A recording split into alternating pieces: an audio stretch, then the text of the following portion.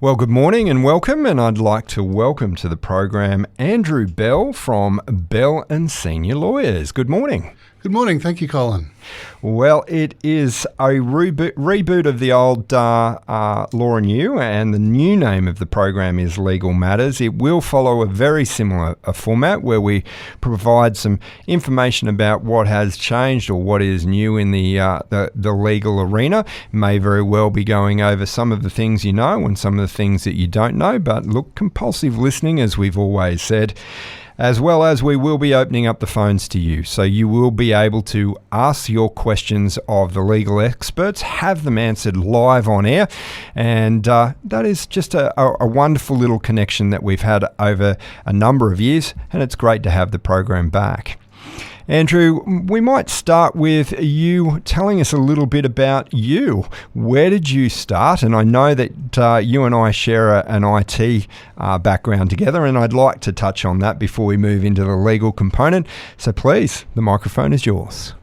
Thanks, Colin. Well, I have broad experience, as you said. I've spent over 20 years designing computer systems for some of Queensland and Australia and International's largest companies.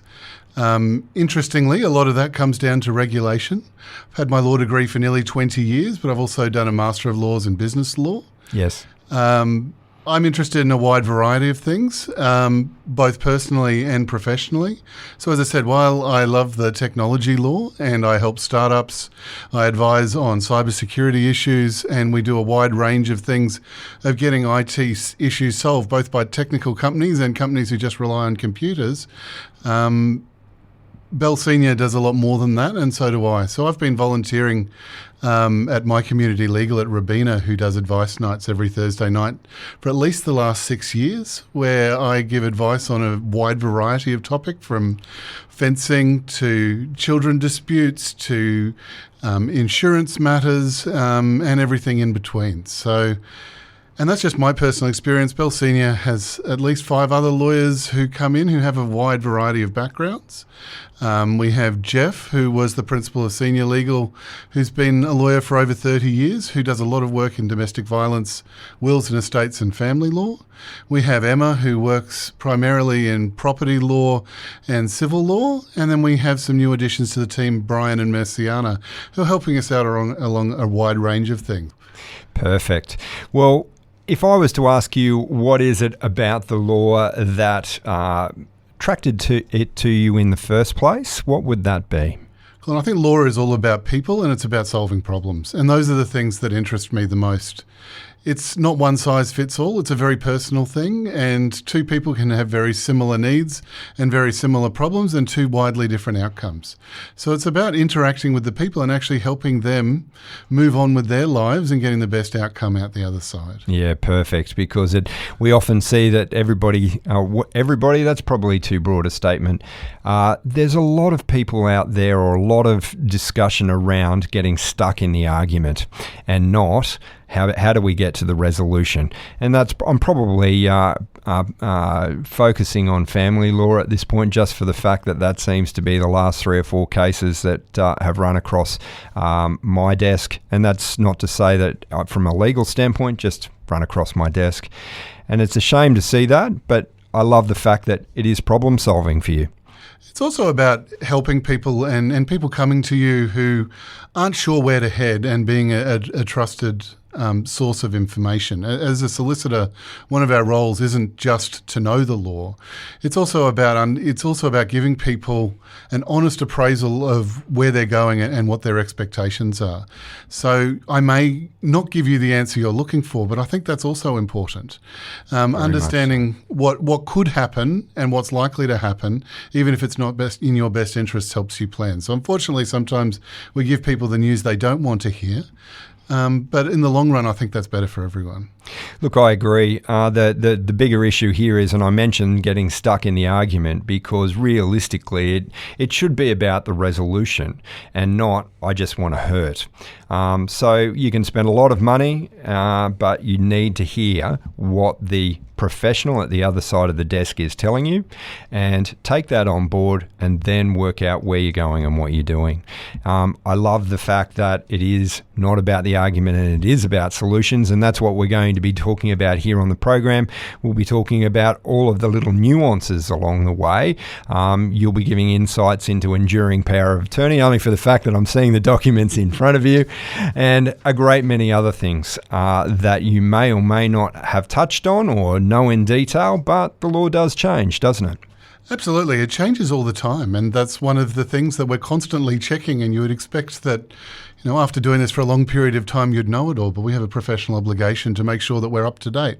So I also plan on sharing some of the changes that are coming to the laws to you as part of this show, and also explaining some things that people don't necessarily always have their head wrapped around. Sure. Wills and estates is a very interesting one. I think a lot of people think that just things automatically pass to their wife or partner when they die, and it's not necessarily that simple. And a lot of changes have happened over the last 20 years. So what might have been right for your parents' will may not actually stand true today. So hopefully we can keep you abreast of the situation and things that you think might be relevant. Interesting. All right, let's dive into who you are. What is your favourite component of law? Thanks, Colin. Well, my favourite area of the law is cybersecurity law. I'm currently doing a PhD at Bond University in the subject. So I live, breathe cybersecurity questions, both for the individual, protecting small businesses, all the way up to big corporates, and even looking at if the regulation is appropriate or not. So that's something that I find fascinating, and it didn't used to be a consideration.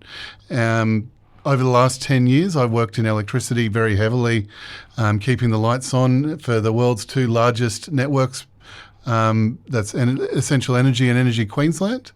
And in that time, we've seen a massive transition where in the past you used to look up at electrical wire and people could tell you how they're configured.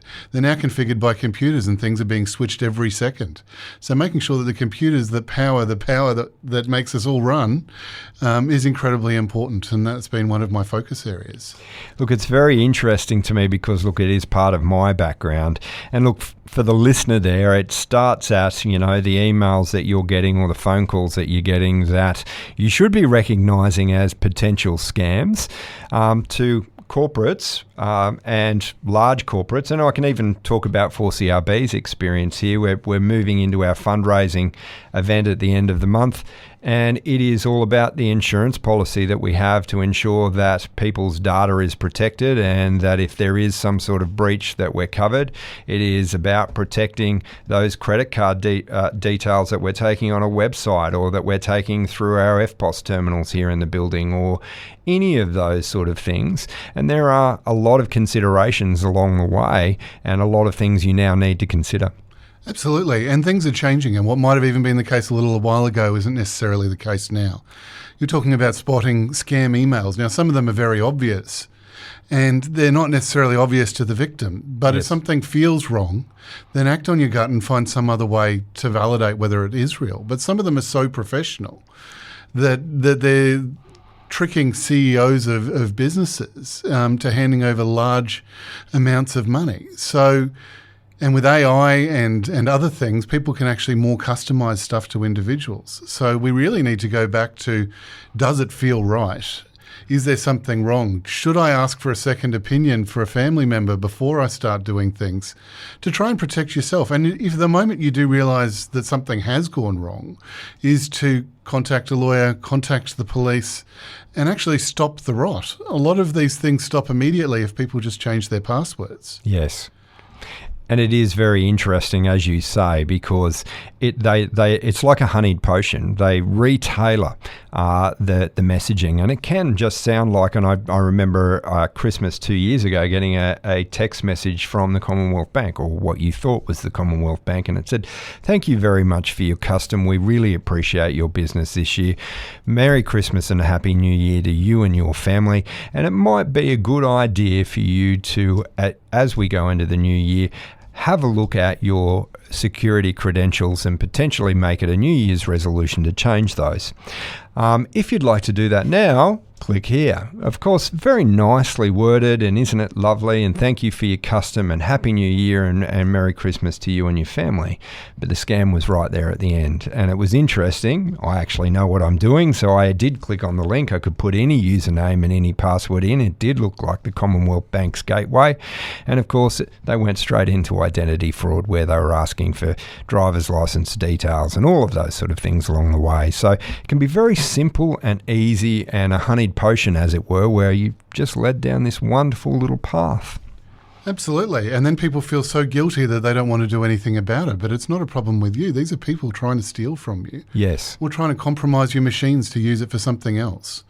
So the best way to stop this is to have prevention measures in place. But the next best thing is to just recognise that these things are out there and be a little bit careful. You wouldn't walk down the street with hundreds of dollars worth of cash just sitting in your hand. You need to be a bit careful about how you're using the internet as well. And we'll be able to provide some tips in future episodes on how you might want to prevent some cybersecurity incidents from happening, and I can walk you through some that have happened to clients or people that I know, so you can be better prepared for the future. Fantastic. Well, tell me your time at My Legal Connect at Robina. So My Community Legal is a registered charity, and every Thursday night we also provide advice from St Vincent's in Southport on Tuesdays. But on Thursday nights, it's a walk-in service where people can walk in, identify what their legal problems are, and we have somewhere between 7 and 10 lawyers, plus a very capable team of volunteer law students to sit down and answer your questions. So we have migration law specialists, civil lawyers like myself, family lawyers, a wide range of things. And one of the things that interests me there is we get a lot of repeat customers who come back and tell us how happy they are. Nice. And because it's a charity and there's rules around that the lawyers can't see you who've given you the advice, if you need a double check or you're just not sure if you have a case, it's a great sounding board to turn up. Even if they do say this is really complicated, you need to go see a lawyer, at least you can rest assured that what they're telling you is free from any bias. And it's a great little solution. It's been something that we've advocated here because, as you say, if you're unsure whether you've got a case or whether you think that is it a waste of my time, you get your first connection point there and they go, no, absolutely, you do have a case. It could be expensive. It is complex. Or no, this is simple and straightforward and should be something that you can deal with yourself through QCAT. And one of my favourite matters, a lady came in and she was very upset because she didn't think she'd been paid right over the long weekend. Well, the more we talked to her and the more that we looked at the documents we provided, we worked out she'd actually been systematically underpaid for the last 7 years. Oh. And she came back when she'd won $50,000 that she'd earned and hadn't been paid that came back. So it always pays if you think something's wrong to go and get it checked out. Yeah, and look, there's some great tools out there, and we'll talk more about that in the coming episodes. So we're coming to the end of the program, Andrew, and I'd like to highlight again that this will be a weekly program. It will follow the same format as the previous program. It is now called Legal Matters. Get that one straight, Legal Matters, and you will have the ability to call in on a Tuesday morning at 9 a.m. and ask any questions you may ask. Andrew is also going to be delivering some fantastic little tidbits about the legal industry and probably dive in and do a deep dive on some of them. So some great programming coming forward, and we look forward to having you on board. Thanks, Colin. It's a great opportunity. I can't wait to hear everyone's problems and hopefully we can solve some of them. Perfect. We'll also be making sure that it is part of our on-demand system, so the program will be available on our website 5 minutes after the program finishes, and you can replay it or send it on to friends and family. The transcription of the program will be on the bellsenior.com.au website, and you'll also find a copy of the program there post the program. Well, Andrew Bell from Bell and Senior Lawyers, thank you very much for your time this morning. Thank you, Colin. I'll see you at 9 o'clock next Tuesday.